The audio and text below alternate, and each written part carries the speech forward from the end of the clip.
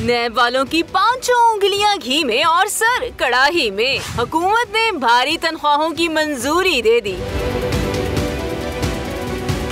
वफाकी काबीना ने चेयरमैन नैब की सिफारिश पर इनके इदारे के 2 बड़े अफसरान, डिप्टी चेयरमैन और प्रोसिक्यूटर जनरल नैब के लिए गैर मामूली तनख्वाह और मराद की मंजूरी दे दी है। डिप्टी चेयरमैन नैब को 15 लाख रुपए माहाना तनख्वाह और मराद अलग मिलेंगी, जबकि प्रोसिक्यूटर जनरल के लिए 16,58,000 रुपए तनख्वाह और मराद का अप्रूवल हासिल हो गया है। तफसीलात के मुताबिक डिप्टी चेयरमैन नैब की मराद में 500 लीटर पेट्रोल, बिजली, गैस और हाई कोर्ट जज के मसावी दीगर अलाउंसेस शामिल होंगे, जबकि प्रोसिक्यूटर जनरल नैब को 600 लीटर पेट्रोल, ड्राइवर समेत गाड़ी, बिजली, गैस और सुप्रीम कोर्ट जज के मसावी दीगर अलाउंसेस मिलेंगे। सिर्फ यही नहीं, दोनों साहिबान को नैब केसेस में रिकवरी पर बोनस भी मिलेगा।